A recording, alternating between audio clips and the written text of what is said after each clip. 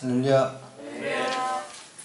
성경 66권 중에 사도 바울이 13권의 책을 썼습니다. 그래서 성경에 가장 많은 권수를 쓴 사람이 이제 사도 바울입니다. 그래서 사도 바울이 그만큼 기독교에 아주 지대한 영향을 미치고 있어서 니체라는 철학자도 기독교는 예수의 종교가 아니라 바울의 종교다, 뭐 이렇게까지 말할 정도입니다. 물론 이제 니체가 그 말은 좀 비판적으로 얘기한 겁니다. 왜냐하면 니체라는 사람은 삶을 긍정하는 철학, 이론을 반대하는 철학을 이렇게 전개했기 때문에 예수님의 피와 땀과 눈물이 있는 복음서에 있는 그 삶을 박제화시키고 또 개념화시키고 또 이론화시킨, 신학화시킨 바울의 이제 신학이 잘못됐다, 기독교를 망쳤다, 그런 이제 의미로 얘기한 거죠. 근데 물론 이제 그런 거를 떠나서 바울이 그만큼 기독교에 큰 영향을 주고 있다라고 이렇게 얘기하고 있는 것입니다. 특별히 이제 오늘 우리가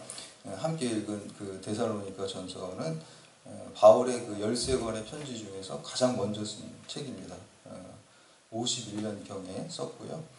바울의 책뿐만 아니라 신약 성경 전체의 책 중에서도 최초의 책이 이제 데살로니가 전서입니다. 왜냐하면은 복음서 이제 우리 성경에 보면 마태복음부터 나오지만 사실 이제 마가복음이 제일 먼저 기록되었거든요. 그래서 마가복음도 67년에 기록됐어요. 그러니까 마가복음보다도 이 데살로니가 전서가 51년경에 기록되었으니까 훨씬 앞서 있습니다. 그래서 신약 성경 중에서 가장 먼저 쓴 책이 데살로니가 전서고, 또 당연히 사도 바울의 13권의 편지 중에서도 가장 최초의 책이 이제 그 데살로니가 전서입니다. 그 데살로니가 전서를 우리가 이렇게 보면은 그리스 지역이죠, 지금의. 그래서 이제 그 바울이 유럽의 그리스 지역에 이제 두 번째로 세운 교회가 이제 데살로니가 교회입니다. 첫 번째가 이제 빌립보 교회고요. 그래서 이제 데살로니가 교회 교인들을 향해서 이 편지를 쓰고 있습니다. 그래서 1절 말씀 함께 봉독합니다. 시작. 바울과 실로아와 디모데는 하나님 아버지와 주 예수 그리스도 안에 있는 데살로니가인의 교회에 편지하노니 은혜와 평강이 너희에게 있을지어다. 아멘. 바울 당시에 이제 일반적인 편지 양식이죠. 수신자, 또 발신자, 그리고 수신자에 대한 축복의 말씀을 이렇게 하고 있습니다. 그래서 받는 사람은 당연히 이제 데살로니가 교회 교인들이 받는 사람이고, 보내는 사람은 바울인데요. 좀 특이하게 세 사람의 이름이 나오고 있어요. 바울뿐만 아니라 실로아노하고 디모데 이렇게 나오고 있죠. 근데 세 사람이 쓴 건 아니고요. 세 사람이 같이 이제 고린도에서 동역할 때 편지를 이렇게 썼기 때문에 세 사람의 이름을, 동역자들의 이름을 넣어준 겁니다. 여기서 이제 실로아노는 이제 실로예요. 그래서 이제 실라입니다. 이제 실라가 이제 히브리식 표현이고, 실로아노는 로마식 표현입니다. 그래서 실라는 우리가 이제 같이 감옥에도 갇히고 또 이렇게 찬송하고 예배할 때 감옥문 열리고 그런 걸 경험한 사람이잖아요. 그래서 실라 혹은 이제 실로아노 이렇게 얘기하는 것을 볼 수가 있습니다. 그리고 이 데살로니가 전서의 전서 후서까지 다 포함해서 주제가 이제 종말론에 관한 것입니다. 왜 종말론이었냐면 당시에 이제 그 데살로니가 교회가 이제 죽은 사람들이, 잠자는 자들이 과연 부활할까, 뭐 이런 문제들이 이제 거기에 있었어요. 그리고 뿐만 아니라 당시에 이제 큰 대흉년이 있었는데 예수님께서 종말이 오기 전에 대기근이 있을 것이다 이렇게 말씀하셨잖아요. 그러니까 이제 이게 종말인가? 또 이렇게 생각을 했고요. 당시 이제 로마 황제 중에 칼리굴라라는 황제가 있었어요. 근데 이 황제는 예루살렘 성전에다가 자기의 신상을 세우려고 했어요. 너무나 흉흉한 일이죠. 있을 수도 없는 일이죠. 이런 일들을 다 비춰볼 때 이게 종말인가? 이렇게 이제 그런 생각들이 데살로니가의 교회에 팽배했습니다. 그래서 이제 바울이 이 문제에 대해서 이제 답변해주고, 바른 종말 신앙, 다른 말로 또 재림 신앙이죠. 왜냐하면 예수님이 재림하실 때 종말이 오니까 이 종말 신앙, 재림 신앙에 대해서 말씀하고, 재림을 소망하고 또 종말을 소망하는 그리스도인들이 현재 오늘 어떻게 믿음으로 바르게 살 것인가 라는 것을 말한 책이 바로 이제 데살로니가 전서 그리고 데살로니가 후서입니다. 그래서 이 종말론에 관한 책, 또 재림론에 관한 책 한다면 우리가 데살로니가 전후서를 보게 됩니다. 사실 이제 기독교 신학에서는 원래는 기독론, 예수님에 대한 게 가장 최초에 집중받았던 그 교리였어요. 그래서 이제 초대교회도 뭐 삼위일체 이론이라든지 예수님이 참 하나님이고 참 신이라는 게 이제 그 니케아 종교회의라든지 콘스탄티노플 종교회의에서 이렇게 세팅이 됐잖아요. 그러다가 이제 20세기에 오면은 가장 뭐랄까요? 집중적으로 좀 주제가 됐던 게 이제 종말론이었어요. 이제 독일의 몰트만이라는 신학자뿐만 아니라 종말론으로 다 이제 신학을 해석하는 그런 물결이 밀려왔습니다. 그래서 이 데살로니가 전서가 굉장히 중요합니다. 그래서 우리가 오늘 이 말씀, 특별히 이제 함께 읽은 말씀은 종말론에 대한 이야기를 이제 본격적으로 들어가기 이전에 먼저 이제 데살로니가 사람들을 위로하고 격려하고 이렇게 신앙이 연약하게 흔들리지 말라고 그들의 잘한 점을 칭찬하는 모습을 볼 수가 있습니다. 그래서 1장 1절에서 10절까지 우리 이 말씀을 통해서 바울이 이 데살로니가 교인들의 어떤 점을 칭찬했는지 우리가 살펴보면서 오늘날 우리들도 이렇게 바울에게 또 하나님께 칭찬받는 그러한 신앙생활을 하시기를 결단하는 여러분들 되시기를 주님의 이름으로 축원합니다. 첫 번째는 믿음의 역사와 사랑의 수고와 소망의 인내는 하나님께서 영원히 기억합니다. 오늘 2절에서 4절까지 말씀 함께 봉독합니다. 시작. 우리가 너희 모두로 말미암아 항상 하나님께 감사하며 기도할 때에 너희를 기억함은 너희의 믿음의 역사와 사랑의 수고와 우리 주 예수 그리스도에 대한 소망의 인내를 우리 하나님 아버지 앞에서 끊임없이 기억함이니 하나님의 사랑하심을 받은 형제들아 너희를 택하심을 아노라. 아멘. 우리가 고린도전서 13장 사랑장에도 제일 마지막에 보면 믿음, 소망, 사랑이 항상 우리에게 있을 것이다. 이렇게 이제 사도 바울은 늘 이 세 가지 신앙의 덕목을 강조하는 것을 볼 수가 있습니다. 그래서 우리가 이거를 한자로 옛날 분들 어르신들은 신망애라 그러잖아요. 한문으로. 그래서 어느 뭐 기독교 대학이나 뭐 어떤 교회에 가면은 이렇게 바위 같은 거 세워놔가지고 거기다가 신망애 이렇게 한문으로 이렇게 써 있는 것도 제가 본 적이 있어요. 그러니까 믿음, 소망, 사랑 이게 항상 우리에게 영원토록 있을 것이다 이렇게 말씀하고 있습니다. 우리에게 이런 역사가 있어야 돼요. 그래서 첫 번째로 믿음의 역사가 우리에게 있어야 될 줄로 믿습니다. 우리가 믿음이라는 건 내적이잖아요. 그리고 역사라는 건 이제 외적으로 일어나는 거예요. 그래서 외적으로 일어나는 게 우리 가운데 믿음이 있으면은 그 믿음의 행동들이 나오겠죠. 그래서 이제 우리 예수님의 동생 야고보가 영혼이 없는 몸이 죽은 것과 같이 행함이 없는 믿음은 죽은 것이다 라고 그랬어요. 우리 안에 믿음이 있으면은 믿음에 걸맞는 행함이 이렇게 나오게 되어 있습니다. 동전에 마치 양면처럼 아니 행함이 없는 하나님의 말씀을 쫓아 살아가는 행함이 없고 하나님이 주님이 전도하라고 선교하라 그러는데 전도하는 행함이 없고 또 사랑의 실천에 행함이 없고 그러면은 그거는 죽은 믿음이죠. 거짓된 믿음이죠. 그런 믿음으로 구원받을 수가 없습니다. 우리 구원받는 믿음은 우리가 행함, 우리 내면에 진짜 살아있는 믿음이라면 행함으로 자연스럽게 내면이 외면으로 자연스럽게 흘러나오는 것이죠. 행함 때문에 구원받는 게 아니라 믿음 때문에 구원받지만 그게 구원받는 믿음이라면 행함으로 나올 수밖에 없다라는 것이죠. 그래서 이러한 믿음의 역사가 이 데살로니가 교회에 있었다는 것입니다. 그것을 바울이 칭찬하고 오늘날 우리도 주님 앞에 하나님 앞에 칭찬받는 건 이 믿음의 역사가 있어야 될 줄로 믿습니다. 두 번째는 이제 사랑의 수고입니다. 여기서 사랑이란 단어는 헬라어 원어에 보면은 아가페예요. 하나님의 무제약적인, 무조건적인 어떤 인내하신 그 사랑을 얘기하는 것이고 이 수고라는 말은 코프라는 뜻인데 이거는 아주 녹초가 될 정도로 아주 힘든 상황까지 가니까 사랑의 수고라는 게 그냥 어느 정도 하는 게 아니라 막 희생적인 사랑.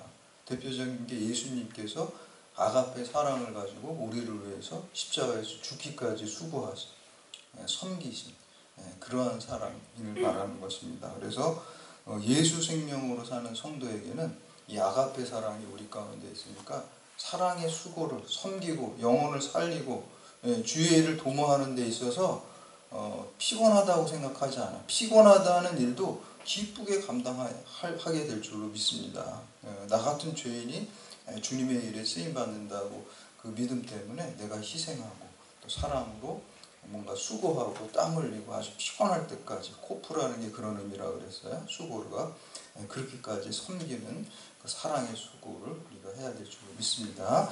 마지막으로 세 번째는 이 소망의 인내라는 것입니다. 소망의 인내는 종말에 이루어질 재림, 예수님의 재림에 대한 그 소망을 가지고 살아가는 것입니다. 이 세상에서는 권선징악이 잘 안 되지만 우리가 믿음으로 살면 예수님께서 반드시 의로운 재판장으로 재림하시고 종말이 반드시 있다라고 믿기 때문에 우리에게 소망이 있는 거잖아요. 그렇죠? 그렇기 때문에 그 소망을 가지고 현재를 어려운 일이 있더라고요. 우리가 말씀 쫓아 살아가면 억울한 일도 있고 고통스러운 일도 많이 있잖아요. 그렇지만 반드시 종말이 있고 예수님 의로운 재판장이 재림하셔서 심판하신다는 걸 그 소망이 우리에게 있기 때문에 현재의 고난을 다 이겨내고 기쁘게 이겨낼 수 있습니다. 그래서 사도 바울은 로마서 8장 18절에서 현재의 고난은 장차 있을 영광과 비교할 수 없다라고 했어요. 인내할 수 있는 소망이 바로 재림에서 나온다는 것입니다.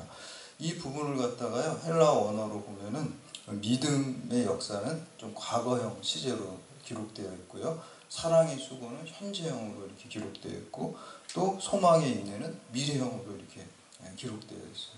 그러니까 과거와 현재와 미래가 다 주님 뜻 가운데 이렇게 우리가 주님을 향해서 나아간다, 연결되어 있다라는 것이죠. 마찬가지죠. 미래의 종말이 오늘날 나를 어떻게 살아가야 되는지 우리를 결정해요. 우리가 과거가에서 현재가 미래를 만든다고 보통 이렇게 생각을 하잖아요.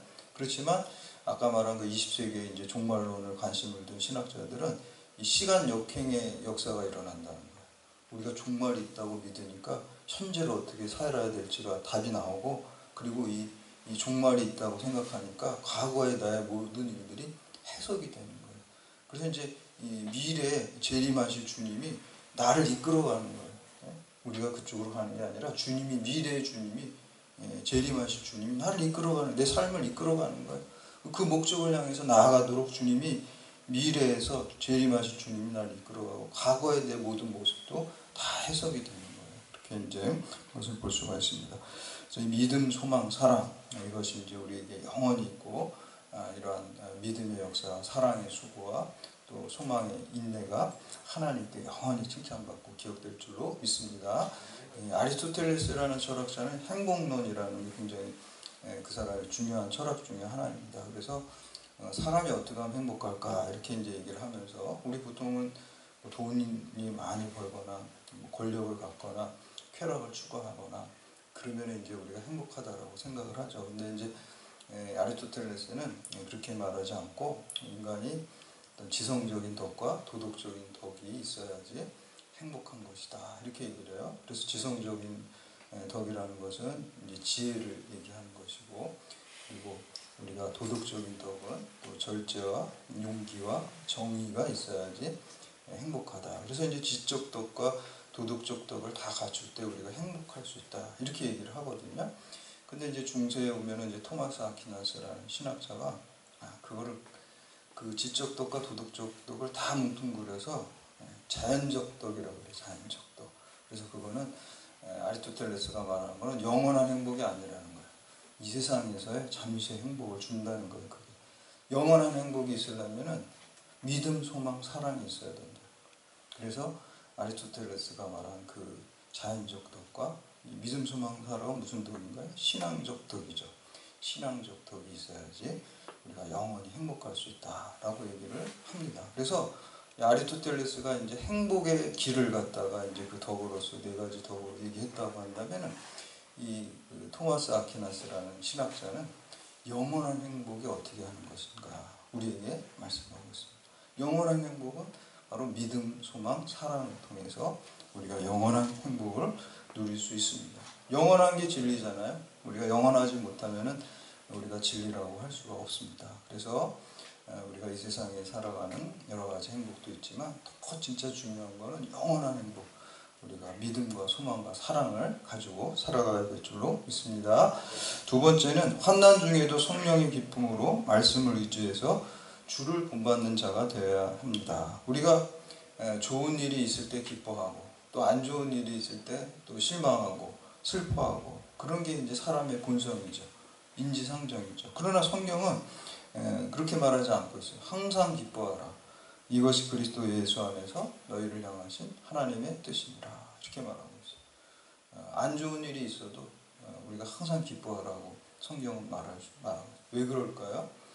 우리가 예수 그리스도 안에 있으면 모든 것이 합력해서 선을 이루고 우리가 주님 안에 있으면 영원한 생명이 우리에게 이미 결론 나 있고 보장되어 있기 때문에 천국이 우리에게 임해 있기 때문에 현재 고난이 있을지라도 그게 다 내가 예수 안에 있으면 우리가 부활의 영광이 우리에게 보장되어 있기 때문에 재림하실 주님이 공의로운 재판장께서 우리를 천국으로 영생 복락으로 인도하실 것을 믿기 때문에 현재 잠깐의 고난을 우리가 슬퍼하지 않고 항상 기뻐하게 될 줄로 믿습니다. 그래서 우리가 데살로니가전서 5장 16절하고 18절에 보면 항상 기뻐하라.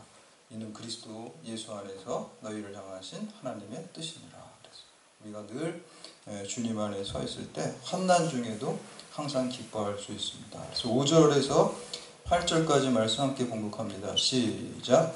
이는 우리 복음이 너희에게 말로만 있는 것이 아니라 또한 능력과 성령과 큰 확신으로 된 것이니라. 우리가 너희 가운데서 너희를 위하여 어떤 사람이 된 것은 너희가 아는 바와 같으니라. 또 너희는 많은 환난 가운데서 성령의 기쁨으로 말씀을 받아 우리와 주를 본받는 자가 되었으니 그러므로 너희가 마게도냐와 아가야에 있는 모든 믿는 자의 본이 되었느니라. 주의 말씀이 너희에게로부터 마게도냐와 아가야에만 이르뿐 아니라 하나님의 나라는 너희 믿음의 소문이 각처에 퍼졌으므로 우리는 아무 말도 할 것이 없노라. 아멘. 먼저 이 바울과 실라와 디모데가 성령의 능력을 힘입어서 환난 중에도 기뻐하는 믿음의 모범을 보여주었습니다. 바울은 고린도전서 4장에서 나를 본받으라 그러죠. 어떻게 보면 좀 교만한 소리 아닌가 이렇게 생각할 수 있지만 그게 아니라 바울이 나를 본받으라는 것은 내가 예수를 본받는 것 같이 나를 본받으라는 얘기예요. 그리고 예수를 본받으라는 얘기예요. 왜냐하면 사도 바울은 자기의 옛날 자아가 죄악된 자아가 죽고 예수 생명으로 부활하고 날마다 그렇게 내가 죽노라 그랬으니까 나를 본받으라는 것은 내 안에 계신 예수 그리스도를 본받으라는 거예요. 예수 그리스도를 잘 모르는 사람은 예수님을 이렇게 볼 수가 없으니까 그러면 보이는 나를 보고 내가 어떻게 하는지 나를 본받으라. 내 안에 예수님이 계신다. 이렇게 이제 말하는 모범을 보였습니다. 그래서 이 바울과 실라와 디모데가 나를 본받으라, 예수를 본받으라 이럴 정도로 믿음의 사람이었고 그거를 그대로 본받은 사람들이 디모데가 데살로니가 교회의 교인들이었어요. 그래서 우리도 이 믿음으로 나를 본받으라, 또 믿음의 본이 되고 또 늘 성령으로 환난 중에도 기뻐하면서 우리가 주를 본받는 자들이 다 되어야 될 줄로 믿습니다. 믿지 않는 사람들은요 예수님을 잘 몰라요. 얘기해줘도 잘 몰라요. 그럼 예수님을 알려줄 수 있는 방법이 뭔가요? 우리가 보여주면 돼요. 우리를 통해서 보는 거예요. 우리가 마치 이렇게 유리처럼 돼가지고 우리가 아주 그냥 불투명한 유리가 되면은 이 믿지 않는 사람들은 예수님 모르니까 안 보여요. 그죠? 우리가 투명한 유리가 돼서 보여주면은 우리를 통해서 이 믿지 않는 사람들이 예수 그리스도를 보게 되는 것입니다. 그래서 우리가 작은 예수가 돼야 되고 예수 생명으로 살아갈 때 믿지 않는 자들이 주님께로 돌아오는 그러한 역사가 일어나게 될 줄로 믿습니다. 그래서 여러분들이 가정에서 또 직장에서 사회에서 예수 생명으로 살아야 됩니다. 그게 부활의 증인이 되는 거고 그게 믿지 않는 예수를 모르는 자에게 저 사람은 뭔가 틀린데 뭐가 틀릴까? 예수를 믿는데 그럼 나도 한번 믿어볼까? 이렇게 하면 전도가 되는 거죠. 그게 바로 주를 본받는 자가 되는 그러한 모습입니다. 마지막으로 세 번째, 살아계신 하나님만 섬기며 부활하신 예수님의 재림을 소망해야 됩니다. 우리 9절 10절 말씀 함께 공독합니다. 시작.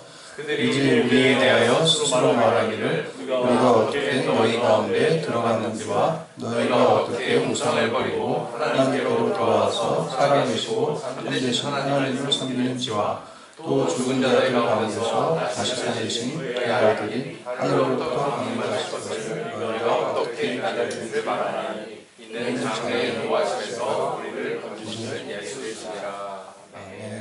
데살로니가는 우상 숭배가 만연한 도시였습니다. 그래서 우상은 죽은 거죠. 그래서 살아있는 하나님만 믿으라 이렇게 말씀하고 있고, 또 지금도 살아계셔서 죽음의 권세를 물리치고 부활해서 재림하시는 주님만을 소망해야 될 줄로 믿습니다. 제가 얼마 전에 산에 가니까 어떤 초등학교 아이, 이렇게 여자아이인데 초등학교 1, 2학년 정도 되는데 그 부모님이 얘를 데리고 가는데 거기 산에 가면 이렇게 돌을 쌓아놓잖아요. 근데 거기다가 기도를 가르쳐 주더라고요. 이분들이 그 아이한테 초등학교 1학년 돌을 여기다 놔. 돌을 걔가 누니까 그 엄마 아빠가 소원을 빌어야지 이렇게 얘기하더라고요. 그래서 제가 그걸 보면서 야, 돌이 뭘 들어줄까. 우리 교회학교 애들은 참 축복받았구나. 살아계신 하나님께 부활하셔서 또 재림하실 예수님께 기도하는 것을 배웠으니까 우리 교회학교 아이들이 참 축복받은 거구나 이런 생각을 했어요. 죽은 우상한테 기도하는 게 아니라, 의지하는 게 아니라 살아계신 하나님만 의지하고, 또 지금 부활하셔서 죽음의 권세를 물리치고 부활하셔서 재림해서 또 공의로운 심판장으로 오실 주님만 바라보면서 살아가야 될 줄로 믿습니다. 그래서 오늘 이 말씀을 통해서 우리가 주님만 의지, 살아계신 하나님만 의지하고 또 이 복음을 널리 전하는 여러분들 다 되시기를 주님의 이름으로 축원합니다. 네.